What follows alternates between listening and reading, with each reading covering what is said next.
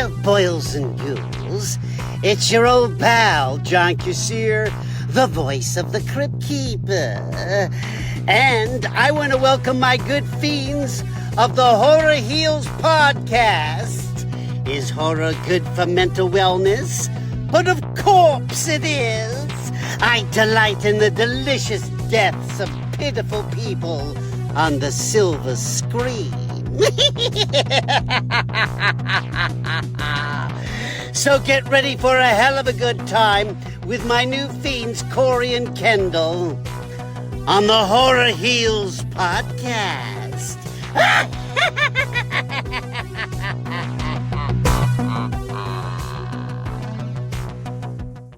Welcome back to Horror Heals, the podcast where we dive deep into the intersections of horror, healing, and everything that goes bump in the night.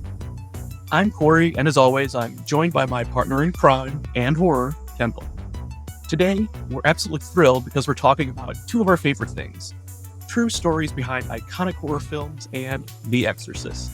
And if that wasn't enough, we have the perfect guest to lead the way: Troy Taylor, a prolific author, paranormal historian, and all-around expert on the unusual. I met Troy when I was a features editor at The Telegraph in Alton, Illinois, a daily newspaper that gets mentioned in this interview. Troy also refers to Blatty, and he means William Peter Blatty, the author of The Exorcist. So believe it or not, Troy has written more than 150 books. Yeah, crazy, right? And he joins us from Alton, Illinois, which is also known as the most haunted town in America. Now, I want to share something important about our friend Troy, who is a huge contributor to the horror and paranormal community. Recently, hackers took over his Facebook page, drained his bank account, and left his small business, podcast, and museum in a very dire situation. Troy has given a lot to our community, and now he needs our help. If you're able, please consider donating to his GoFundMe. The link is shared in the show notes. And believe me, every bit helps. Let's show Troy the support he's shown us all these years. Again, you'll find the link in our show notes and on our socials. Thank you. And now, Troy, welcome to Horror Heals. Thanks for having me on. I was intrigued by your message when you asked me about doing this. So yeah, I'm excited. Absolutely. Troy and I have known each other for, let's just say, a minute. Go back to my early days as a journalist. Troy has written dozens of books about the paranormal and unusual, and I'm very excited to talk about your museum. But before we get into that and your story, what are your thoughts about our premise for this, about horror and horror culture being good for our mental wellness? I think it's fantastic. I have been, and I may have even explained this to you, but I've been a fanatic since, well, pretty much as long as I can remember. And my parents bought me one year for Christmas a subscription to Famous Monsters of Filmland magazine, so I didn't have to keep trying to track it down, because we lived on a farm. So, I mean, not always easy to get what you need. And I'll still remember going to the grocery store. I was maybe 10 or 11, looking at the magazine rack, and there was the very first issue of Fangoria. And I was so excited. You know, my mother wasn't once she looked through it, because it was not Famous Monsters, but right, a lot of exploding heads and things, you know. But for me, it was something that really always brought me out of my shell. And as somebody who didn't really, I don't know, which is going to sound odd considering my job. I spent a lot of time talking to people and doing tours and stuff, but that's Troy Taylor, the author persona. It's not actually me, because I'm super introverted. I don't mix well. I'll be the guy standing against the walls just watching everything. But being a horror fanatic in school and dragging around these books about horror movies and stuff, everybody wanted to look at them. Everybody wanted to talk to me. So it wasn't that I was seeking the attention. It was just like, wow, this is something that people have an interest in here. I think that that's always stuck with me. I do a podcast about true crime and ghost stories, but every year at Halloween, we do some special horror movie episode. And then we do one at the end of the year. It's our countdown reviews of our favorite movies of the year. Those get more listens than our regular shows. Heck, it's one of those things that so many people can connect with. When you brought this up, I thought, man, I don't know why nobody's thought of this before. It's a great idea. Good. Well, you got to find your niche, right? Exactly. How did the love of horror and famous monsters lead into the interest in the paranormal and hauntings and things like that? for me, it goes hand in hand, but not for, I mean, everybody doesn't feel the same way I do. But I grew up with a fairly large Irish family on my dad's side. And so that means you have cops in your family and firefighters and criminals. That's my family tree. With the crime and the criminal stuff, my great grandpa was a police officer for many years. By the time I was old enough to listen to his stories, I probably was too young to listen to his stories, but he just filled my head full of every ghost story you could possibly imagine and all these things that had happened while he was a cop and the things he'd seen. And that got into my brain. And it was, I didn't obviously become a cop or not really a criminal either, if you don't count parking tickets and speeding tickets and things. But I just got fascinated with it. And that sort of stuck with me and propelled me into turning it somehow into a job. I was trying to explain to somebody who I had met and they just couldn't wrap their head around that I do this for a living. And I said, I just made up my own job. I just made it up and that's what I do. And so that's how it works. The horror movie aspect is always something that has been part of my personality, my fanaticism. You should see my office. I have horror movie posters everywhere and figures and all kinds of crazy stuff that I keep in my office because if people came over to my house, they really would think I was nuts. For me, it's two sides of the same coin. But I found out that it's not that way for everybody because I've tried to do events where I combine the two, like how did this true paranormal story become this horror film? And then everybody who wants to see it's already seen it. So it's maybe wait a few years, try it again. But for me, it's been both. And I think that because there's such a true story aspect to so many horror movies, gosh, we could sit here all day and count how many movies we've seen that's based on a true story at the beginning, even though they're so loosely based that doesn't even like anything to do with Ed and Lorraine Warren. That's so loosely based on anything remotely resembling history. I'm not sure we can call it that, but regardless, it's been good for me. And that's what got my book about the St. Louis exorcism. I mean, I've got it optioned for a film with Blumhouse, but they've optioned it. They've had it for a while, but they keep renewing it. At this point, I've made more money from the book than I could have ever imagined anyway. So it doesn't matter, even if they don't make it. For me, having those two things go together put me into a situation where I could take advantage of my love and knowledge of horror and horror films, how it all works and who to talk to. I never, as a 12-year-old boy picking up Famous Monsters and writing my stories in longhand in notebooks, would have imagined that someday a book I wrote might be a movie. Never could have imagined it. And it is still surreal because I'm just a kid from Illinois. So maybe someday. So yeah, I guess I would say that the things going together the way that they do has been perfect for me. Well, I'm glad you brought up that book, The Devil Came to St. Louis, because you've written many books. In fact, you have a current tally. Okay. And folks, 151, this is pre-AI. Troy wrote these books. He didn't just put an outline in there and say, yeah, I actually took some of my books and we're using them to teach other AI how to write. And I thought, oh, terrific. So I bring up The Devil Came to St. Louis, not because I'm mentioned in the book, but the love coming from the St. Louis area and that story. And The Exorcist, I think, is probably our favorite horror movie. Definitely. Yeah. Based on a true story of the book, of course, based on the novel. But they definitely take some of the actual things that happened that parlay them into the book and the screenplay.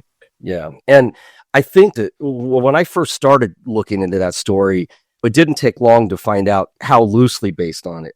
I like to just say it's inspired by this story because Blatty read an article about the boy going through strange stuff happening in Maryland and then going through an exorcism. And that was pretty much the end of the story because they knew nothing in the DC area where he was from. They didn't know what had happened in St. Louis. And so it became this quest for me that lasted 25 years. I've talked to everyone who was still alive and involved in that thing. And there was just nobody left. And Ron Hunkler, the boy who was possessed or alleged to be possessed, was the last person still alive. And he passed away in 2020. And I interviewed him once and it was a nice guy. He just didn't tell me anything because he claimed he couldn't remember any of it. Trauma-wise, maybe he did black it out. because different people I talked to said he'd have no memory of anything the next day. And they were convinced he was telling the truth. Father Halloran told me that same thing. A monk that I met about 10 years ago who was at the hospital. I did an interview with him. He was dying and he wanted to tell his story. His family contacted me and I went up to Milwaukee and spent a couple of days doing interviews with him. They filled in a lot of holes in the story because there's a lot of missing material in there. Didn't want it out there. Now, they talk about it now, but they didn't talk about it then at all. And so finding letters between Blatty and Father Bowdern, who was involved in the exorcism, made it real for me. It wasn't just a movie. It wasn't just a story anymore. And I did become kind of obsessed with it. I spent a lot of time working on that story. I did the last edition of the book a couple of years ago after Ron died. This is the whole story. Now I can tell it. You know, I told him I'd never use his name as long as he was alive. I never did. Other people did. I knew it was out there, but I never did. And yeah, it was kind of surreal to meet the guy that you'd been obsessing over for, 25 years.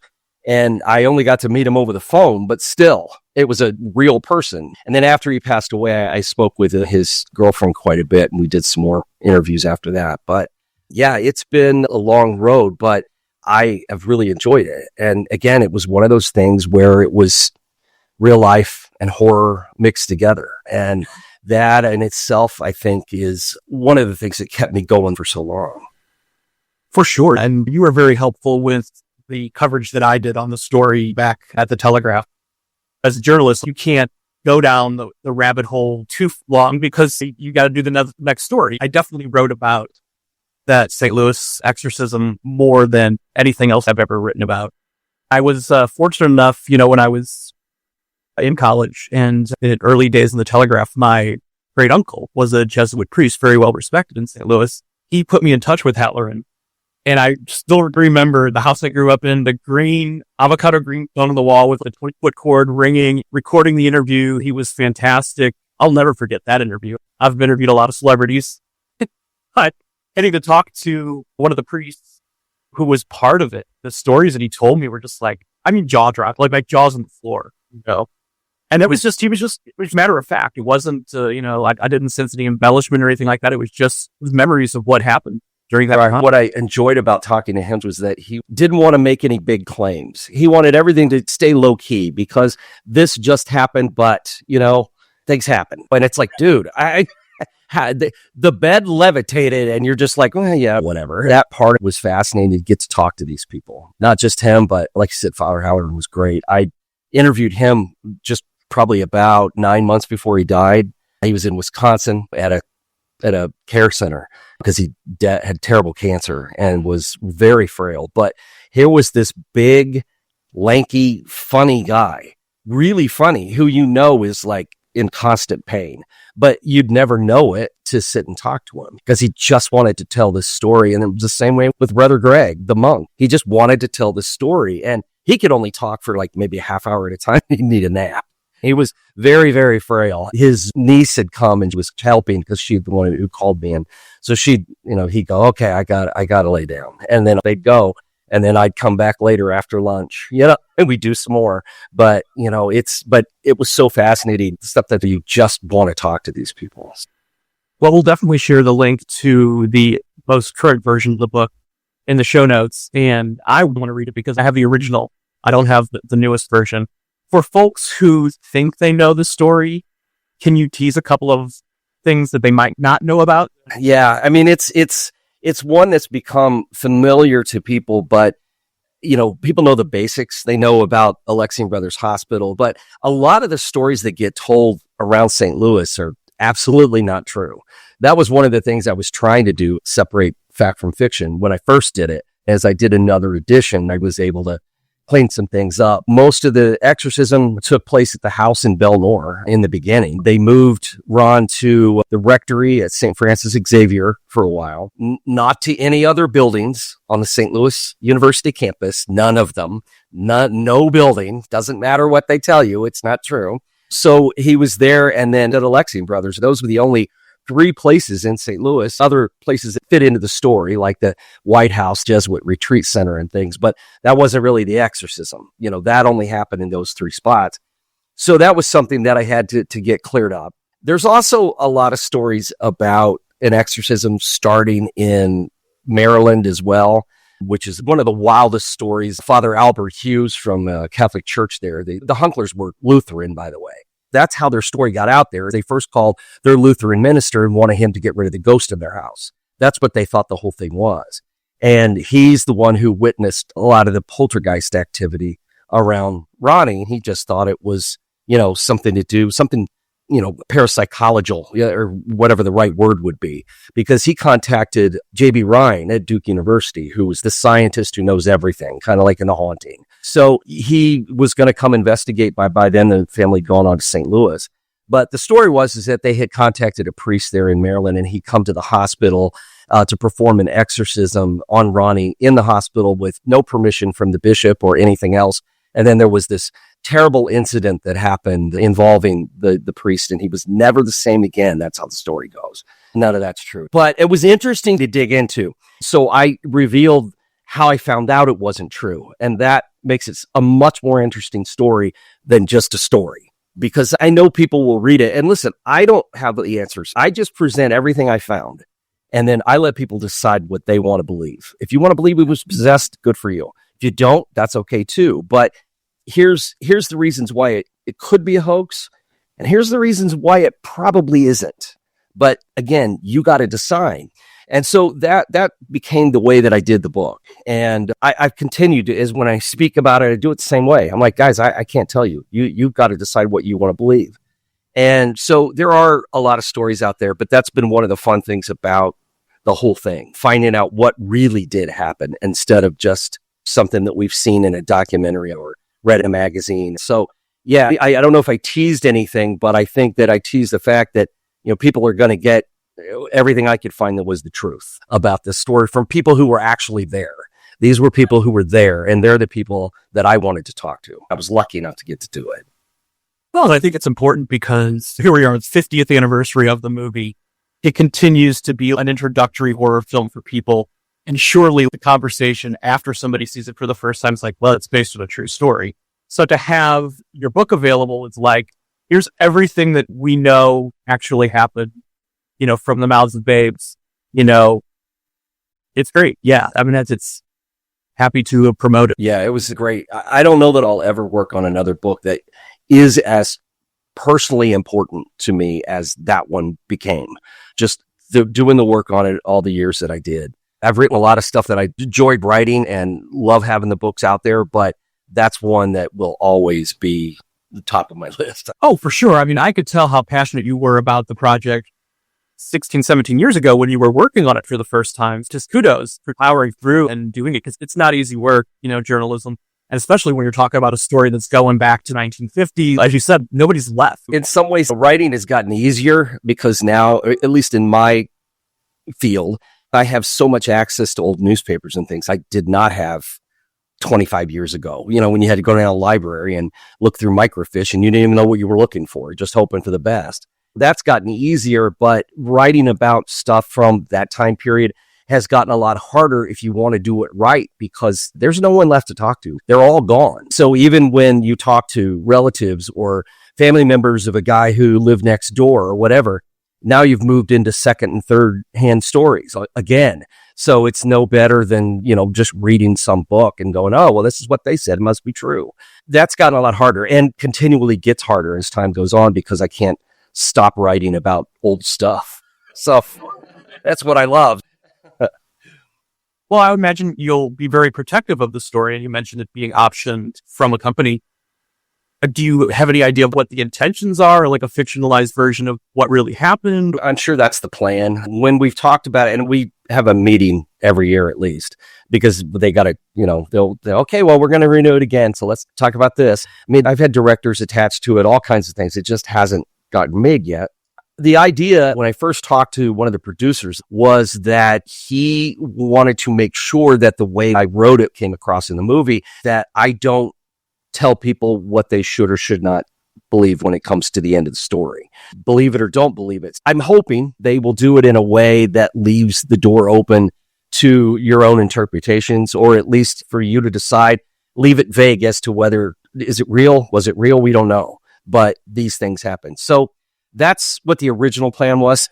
Whether or not it's Hollywood, I mean, everything constantly changes, so it's impossible to know for sure how it's going to end up. And that's what I was thinking, like, okay, one of the intentions might be, let's get this story out there because there's been so many rumors and falsehoods. Let's get the real story out there, but at the same time, they're trying to make a profit too. So there's going to be some moments. Yeah, it's not going to be a documentary. There's going to be some wild stuff in it that's going to have me cringing, I'm sure.